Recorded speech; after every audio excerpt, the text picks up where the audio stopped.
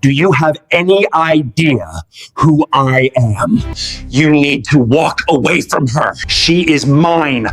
Walk away. No. My abusive ex threatened every man who looked at me until I started dating a ruthless Korean Mafia boss who's 6 feet 5 inches and doesn't believe in second chances. My name is Elara, and I'm 27 years old. 2 years ago, I finally left Derek after 4 years of the worst relationship of my life.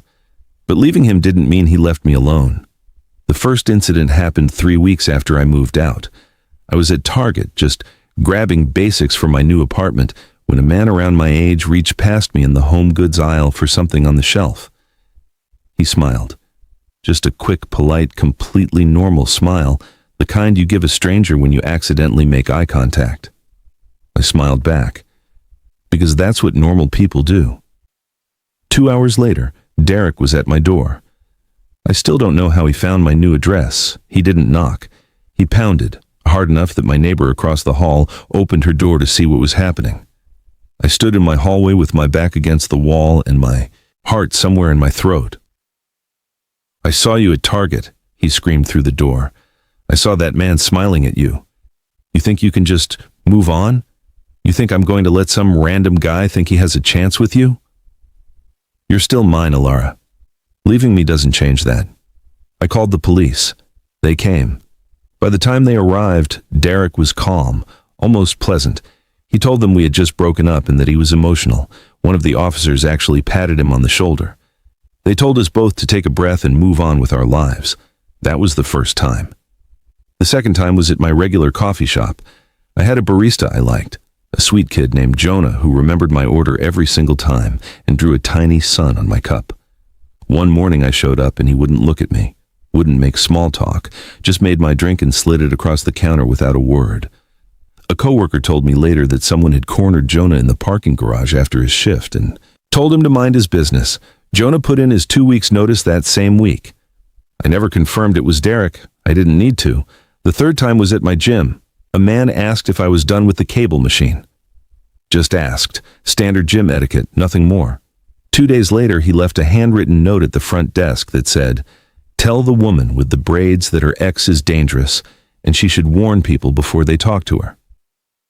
The gym manager called me into the office to discuss it. I sat in that chair and felt the shame wash over me like it was somehow my fault. There was no fourth time, because I stopped giving Derek anything to react to. I quit the gym. I switched to a different grocery store. I stopped going to that coffee shop. I stopped accepting smiles from strangers. I stopped existing in public in any way that might register as a woman who was available to be noticed. I was 25 years old, and I had shrunk my entire life down to the size of my apartment. I filed for a restraining order, but Derek was too smart for that. He never came at me directly. It was always the men around me who suffered, and it was always with just enough distance and just enough deniability that nothing stuck. Tires slashed, but no one saw him. An angry confrontation in a parking garage with no footage. A threat delivered in a stairwell that was his word against a 19-year-old barista's. My friends told me to move cities. My mom wanted me to come back to Atlanta. But I had built this life in Austin from scratch.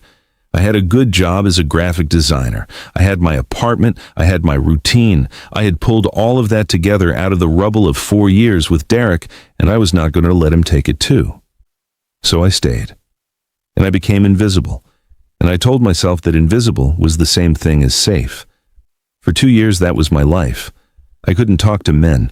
I couldn't smile at strangers without running the calculation in my head of what it might cost them. I couldn't exist in public without feeling like I was radioactive, like any man who noticed me was accepting a consequence he didn't know was coming.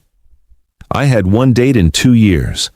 I canceled it the morning of, because the night before, I had found a note under my windshield wiper that just said, "I see you planning something. I know everything you do." I never knew when he was watching. I never knew when he wasn't. Then, one Wednesday afternoon in late March, my laptop screen went black. Not slowly, not with a warning. Black. Right in the middle of a brand identity package that was due in 3 hours. I stared at the dead screen for about 4 seconds, Then I grabbed the laptop, grabbed my bag, and walked faster than I had walked anywhere in 2 years. There was a tech firm 2 blocks from my office. One of those places that looks too polished and too quiet to be a regular repair shop. Glass doors, no clutter, just a small brushed steel sign that said KS Solutions in letters so understated, you could almost miss them. I pushed through the door because I didn't have a choice. The woman at the front desk told me someone would be with me in a moment. That moment was when he came through the door from the back. I don't know what I was expecting. Not this. He had to be 6 feet 5 inches, maybe taller, wearing a tailored charcoal 3-piece suit that had clearly been made for exactly his frame. Broad shoulders, a jawline that looked like a decision, and eyes that were perfectly, unnervingly calm. The kind of calm that doesn't come from peace. It comes from never having needed to prove anything to anyone. He looked at me for exactly 2 seconds, then at the laptop in my hands. "You have a deadline," he said. It wasn't a question. 3 hours, I said. Maybe less. He nodded once and held out his hand for the laptop. I hesitated, not because of him, but because of the voice in the back of my head that had been running the same warning on a loop for 2 years. Don't let him be nice. To you. Being nice to you is dangerous for him. But the deadline was real, and I was desperate, so I handed it over. He turned back toward the corridor, then paused without looking at me and said, "There's a lounge upstairs. Real tea, not bags. Go sit. I'll come find you when it's ready." His name, I found out later, was Hansol. And KS Solutions was not just a tech firm. I didn't know any of that yet. All I knew in that moment was that for the first time in 2 years, a man had noticed me, had looked directly at me, spoken directly to me, been kind to me in a completely ordinary way, and my first instinct wasn't to apologize for existing near him. My first instinct was that he did not look like someone Derek could scare. I had no idea how right I was, and I had no idea that the moment I handed him that laptop, Derek's days of running my life were already numbered. If you have ever made yourself smaller to protect someone else from your own presence, stay with me. Because what happens when Derek finally tracks me down to that lounge, walks in with that same look on his face thinking he owns every room he enters, and comes face to face with Hansol sitting across from me in that suit? That moment changed everything. Not just for me. For every woman Derek had ever done this to. Subscribe and turn on notifications because this story is 10 chapters and I'm not rushing a single one. Before I get into all of it, I need to ask you something. And I want you to actually answer in the comments, because I have a feeling I am not the only one who has lived some version of this. Have you ever made yourself smaller to keep someone else from getting hurt? Have you ever stopped smiling at strangers, stopped going to your favorite places, stopped being a full person in public? Not because you wanted to, but because someone had taught you that your visibility had consequences? Have you ever looked around at your own life and realized it had quietly shrunk to almost nothing? And you had let it happen because it felt safer than the alternative? Because that was me. For 2 years, that was my entire existence. And the thing nobody tells you about that kind of control is that the person doing it does not even have to be in the room. Derek did not need to be standing next to me to run my life. He had already installed himself inside my head, and that version of him was with me everywhere. At the grocery store, at the gym, at my own front door. I was 25 years old and I was living like someone who had already been defeated. I want you to tell me in the comments, have you ever been there? Have you ever known someone who was there? Because the reason I am telling this story is not for the drama of it. It is because I sat with this alone for 2 years, and the silence made it worse. And I think a lot of you know exactly what I mean by that. Drop it below. I am reading every single one. And then let me tell you how it ended. I want to tell you what it actually feels like to live under someone's control without them ever being in the room. It feels like wearing a leash you can't see. You go to work, you buy groceries, you sit at your desk and open your design software and move things around on a screen, and to everyone watching you look like a functioning person. But the leash is always there. You feel it every time a man holds a door open for you and you look away instead of saying thank you. You feel it every time your phone buzzes and your stomach drops before you even check the screen. You feel it in the 2 seconds before you walk out of any building, when you scan the street the way soldiers scan doorways. That was my life. That was every single day of my life for 2 years after I left Derek. It was the not knowing that was the hardest part. Derek was never always there. That was the point. He didn't need to be. He had trained me so thoroughly that I did his work for him. I policed myself. I rerouted myself. I preemptively canceled my own life because the possibility of him watching was enough. A real leash requires someone on the other end holding it. Derek had figured out how to make me hold it myself. I had a therapist for a while who called it hypervigilance. She said my nervous system had rewired itself around the threat of him. She said it like it was something that could be unwired. I stopped going after 4 sessions because her office building had a male receptionist who smiled at me when I signed in, and I spent the entire 4th session watching the clock and calculating whether Derek could have followed me there and whether that receptionist would find something unpleasant waiting for him when he walked to his car. That is what 2 years looked like. That is the size my world had become. So when my laptop died on that Wednesday afternoon in March, the panic I felt was not just about the deadline. It was about having to leave the building, having to walk 2 blocks, in public, having to interact with a stranger and stand still long enough for Derek, if he was watching, to register what I was doing and who I was doing it near. But the client was a hospitality group, and they did not do extensions, and I needed that invoice paid. So I grabbed the laptop, and I went. KS Solutions did not look like any repair shop I had ever been in. The front was almost entirely glass, but tinted dark enough that you couldn't see inside from the street. The interior was cool and smelled like cedar, and something expensive I couldn't identify. No cluttered display cases, no towers of old equipment, no handwritten signs about data recovery pricing. Just clean lines, low light, a woman at a reception desk who looked like she worked somewhere that required discretion, and a hallway behind her that led somewhere I couldn't see. I stood near the door because I always stand near the door. He came from the hallway. I heard him before I saw him, not because he was loud, but because the atmosphere in the room changed slightly, the way a room changes when someone walks in who is used to being the most significant presence in it. I had to adjust my eyeline upward in a way I was not expecting. The suit was charcoal gray, 3 pieces, fitted in a way that was clearly not off a rack. His hair was dark and structured, swept back cleanly. His face was completely composed, not closed, not hostile, just still, like every feature had agreed to hold its position until he decided otherwise. He looked at me the way someone looks at a situation they are already processing. Then he looked at the laptop, held out his hand, and I gave it to him because some part of me, some very tired part of me, had already decided he was not someone who could be easily threatened. He turned back toward the hallway, then stopped without looking at me and said there was a lounge on the 2nd floor. Real tea, not bags. Go sit. He would come find me when it was ready. I went upstairs. The lounge was small and quiet with low leather chairs and a window that looked out onto the street at an angle that meant you could see without being easily seen. I sat in the chair closest to the window out of habit, exits and sightlines, and I wrapped my hands around a cup of tea I had not poured myself, and I waited. About 20 minutes later, I heard the door at the end of the lounge open, and I flinched. I did not mean to. It was not dramatic, just the small, involuntary tightening that 2 years of hypervigilance had installed into me like a reflex. My shoulders came up. My hands gripped the cup. By the time I had registered, it was just a normal door in a normal building. It was already over. But he had seen it. He set the laptop down on the table and did not say a word about the flinch.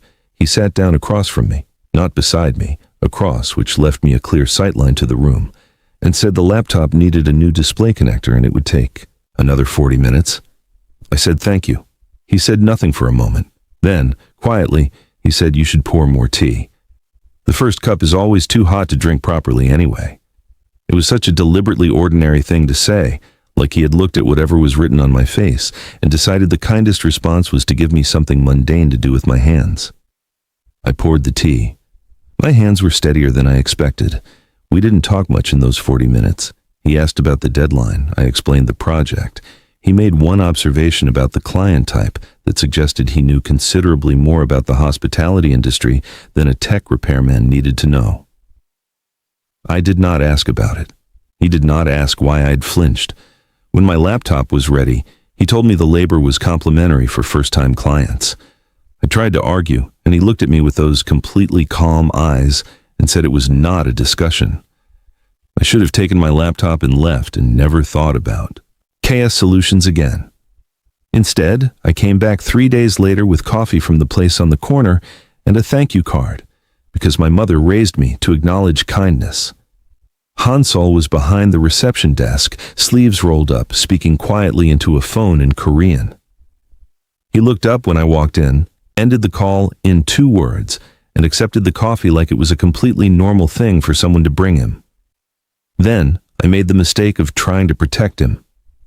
I sat down and told him, not quite looking at him, that he should know men who were kind to me sometimes experienced consequences for it, that I had an ex situation that was ongoing, and that he should probably keep our interactions minimal going forward.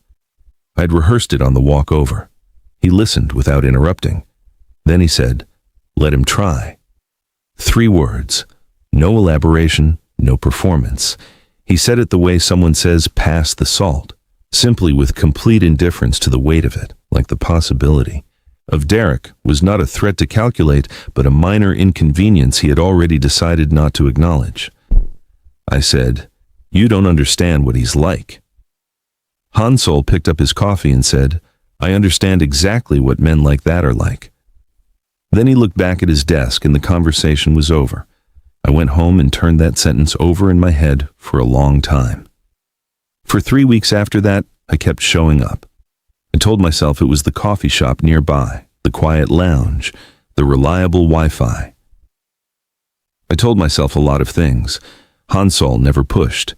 He gave me space the way someone gives space who knows exactly what they are doing, deliberately, with precision, leaving just enough room that it never felt like distance. Then one Thursday evening I noticed the car. Dark sedan parked across from my building, still there 2 hours later when I took my recycling out, still there the next morning. I told myself it was a coincidence, and then I remembered that coincidences were how I ended up with my back against my hallway wall at 11 at night, and I took the long route to work.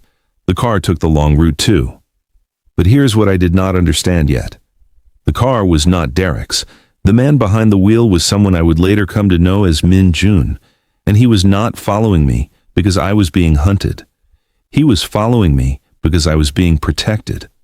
I did not know this yet, but I want you to understand what it felt like in the days before I knew that for the first time in 2 years I was walking to work, stopping at crosswalks, going to the grocery store, existing in public, and there was something tracking my movements, and I was not afraid. Derek's surveillance had always felt like teeth. This felt like something standing between me and the teeth. I had not felt anything like it in so long that I almost didn't recognize it for what it was. Hansol asked me to dinner on a Friday afternoon in the most understated way imaginable. He slid a card across the reception desk with the name of a restaurant on it and said he had a reservation at 8 and that I should come if I wanted to. No pressure, no performance, like he was suggesting I try a different brand of tea. Every alarm in my body went off at once, not because of him, because of what dinner meant. Dinner meant being seen. Dinner meant sitting across from someone in a lit room in public where anyone could look through the window and see a man being kind to me and go back and report to Derek like they always seemed to. I had spent 2 years giving Derek nothing to react to, and dinner was not nothing. I told Hansol I would think about it. He nodded like that was a perfectly reasonable answer and went back to what he was doing. I went home and sat with the card on my kitchen counter for 2 days. I picked up my phone 4 times to cancel and put it back down. On Sunday night, I took out the emerald dress I had bought 8 months ago and never worn, bought in a moment of optimism that Derek had quietly extinguished, and I hung it on the back of my door and looked at it. I thought about the dark sedan, the car that felt like teeth standing between me and other teeth. I went. Hansol was already at the table when I arrived. He stood when he saw me, which I was not expecting. He said I looked beautiful, and it landed differently than those words usually land, not like a line, just like a true thing he had decided to say out loud. We sat down. I held my menu too tightly. Hansol had chosen a table with my back to the wall, which I noticed immediately and did not comment on. For the first 20 minutes, I was only half present. The other half was running its usual calculations, scanning the entrance every time the door opened, cataloging faces, checking windows. Hansol did not try to pull me back from it. He just talked, quietly, unhurriedly, about nothing urgent, the architecture of the building, a book he had read, a question, about a typeface he had noticed on my screen once when he brought my laptop upstairs. Slowly, without deciding to, I started answering. By the time our food arrived, I had unclenched my hands. By halfway through the meal, I had stopped counting faces at the door. I was not relaxed. I don't think my nervous system was capable of relaxed, yet in a public space. But I was present in a way I had not been in 2 years, and the difference was so significant, it almost felt like grief, like I was sitting across from evidence of everything I had lost. Hansol refilled my water glass and said without looking up, "You're doing it again." I asked what I was doing. He said, apologizing for existing. "With your posture. You fold yourself down when you think someone might notice you." He said it gently, the way you say a true thing to someone you are not trying to wound. I straightened my spine. He nodded once, and that was the end of it. We stayed for 3 hours. I did not look at the door, for the last one. He walked me to my building, said goodnight at the entrance, and did not try to come up. I stood in my lobby afterward feeling something I could not immediately name. It took me until I was in bed to identify it. It was the feeling of having been treated like someone worth being careful with, not fragile, not broken, just worth the care. Derek found us on the second dinner. I don't know how he knew. I've stopped trying to understand the architecture of his obsession. What I know is that we were in a private lounge, dark wood, low lighting, a host who knew Hansol's name, and I was laughing at something, actually laughing, when I felt the shift in the room.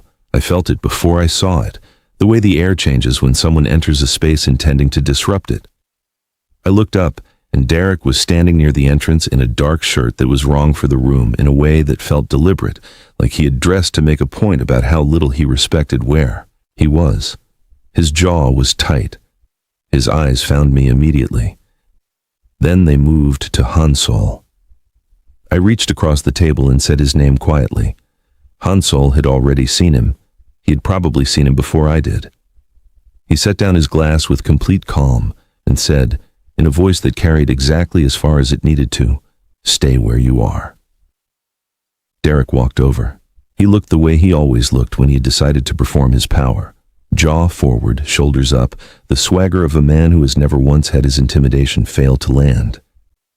He stopped at our table and looked at Hansol the way he had looked at Jonah, at the gym stranger, at every man who had ever paid for the crime of being decent to me. He said, "I don't know who you are, but you should know who you're dealing with before this goes any further."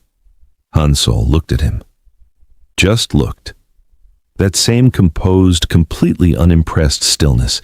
He did not stand up. He did not raise his voice. He simply looked at Derek the way someone looks at a thing that does not concern them and said quietly, "I know exactly who I'm dealing with."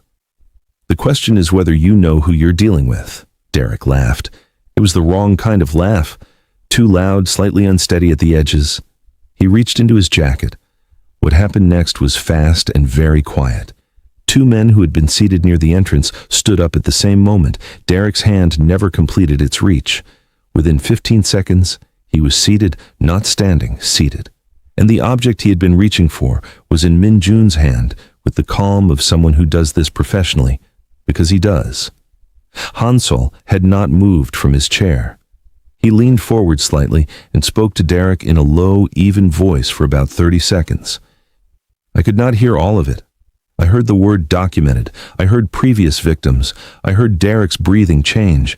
By the end of it, Derek was not performing anything. He was just a man in a chair who had finally, for the first time in years, encountered a wall he could not walk through. He left without looking at me. I sat across from Hansol with shaking hands, and he reached across the table and covered them with one of his and said, "That's the last time." He said it the same way he said everything, simply, without drama, like it was already true. That night I cried in a way I had not cried in years, not from fear, from the release of it. 2 years of tension leaving my body all at once, like something that had been held underwater, finally allowed to surface. 2 weeks later, Hansol slid a business card across the table in the lounge upstairs. Not his. A woman's name, a title, trauma specialist, and an address in Central Austin. He said the appointment was already made, but entirely my choice to keep. I looked at the card. I looked at him. He said, "I want you whole, not grateful, not dependent, whole." I've thought about that sentence every day since. Derek had always wanted me small, manageable, frightened, convinced that my safety depended on his goodwill. And here was this man, this enormous, quietly powerful man, telling me that what he wanted from me was my own full recovery, not recovery that kept me tethered to him, just recovery. I kept the appointment. Dr. Aras had warm eyes and an office full of plants, and she did not flinch once at anything I told her. We met every week. Slowly, she helped me identify the rewiring Derek had done and start to undo it. She told me that hypervigilance is the nervous system's attempt to protect you, and that healing does not mean letting your guard down. It means teaching your body the difference between real danger and the ghost of danger. I was 4 sessions in when Hansol told me about the other women. He gave me the information plainly, without softening it so much that it lost its shape.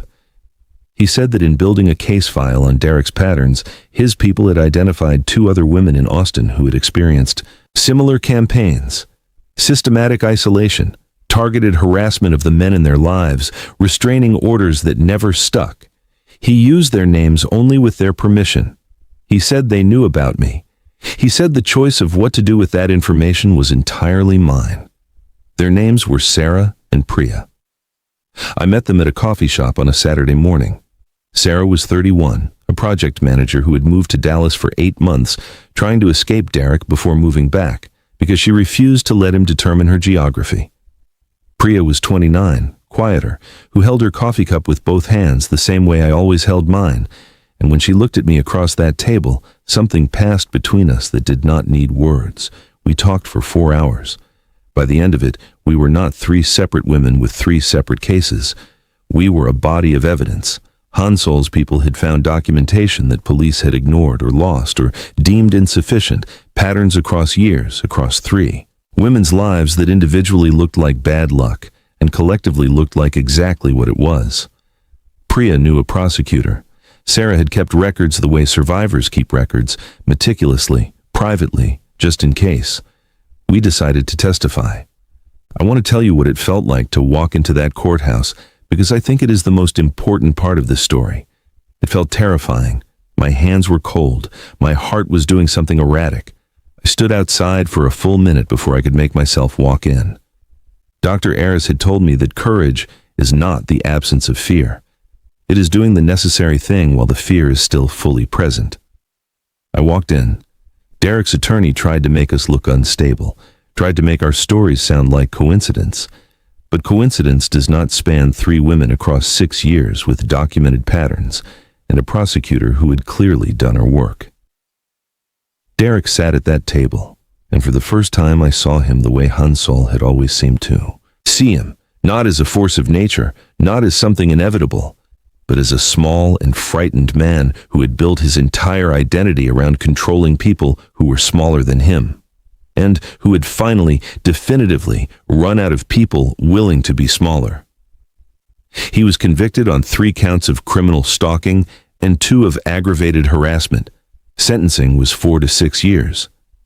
I stood outside the courthouse afterward with Sarah on one side and Priya on the other, and the March sun doing its best on all 3 of us, and I felt something I had genuinely forgotten the texture of. I felt like myself. Hansol was leaning against his car at the bottom of the courthouse steps. He had not come inside because I had not asked him to, because I had needed to do this particular thing in my own skin, with my own voice, and he had understood that without being told. He looked up when I came down the steps, and something in that composed face shifted, that stillness opening just slightly, the way a window opens. He asked how I was. I said I was good, and I meant it in a way I had not meant anything in years. He took my hand and held it, not tightly, just steadily, the way he did everything. 6 months later, in the lounge where we had our first tea, with Minjun conspicuously absent because Hansol had sent him on an errand that did not exist, he opened a small box across the table from me. He did not make a speech, he just said, "I told you I wanted you whole." And then he said, "I'd like to see what whole looks like for the rest of my life, if you'll let me." I said yes before he finished the sentence. I am Elara. I am 27 years old. I spent 2 years holding my own leash for a man who was never worth the fear. And I want you to know, whether you are in the middle of it right now or just starting to find your way out, that the moment you stop being small is the moment everything changes. It does not happen all at once. It happens in pieces.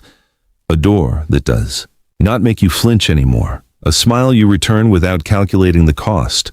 A morning you wake up and realize you have not thought about him yet. It builds. It compounds. And one day, you are standing on courthouse steps in the March sun, and you are just a person, living your life, in your city, in your body, with your name. If this story found you at the right time, if something in it felt like something you needed to hear, kindly subscribe. Share it with someone who is holding their own leash right now and does not yet know they can put it down. And stay with this channel, because every story we tell here is for exactly that person. We are not going anywhere, and neither are you.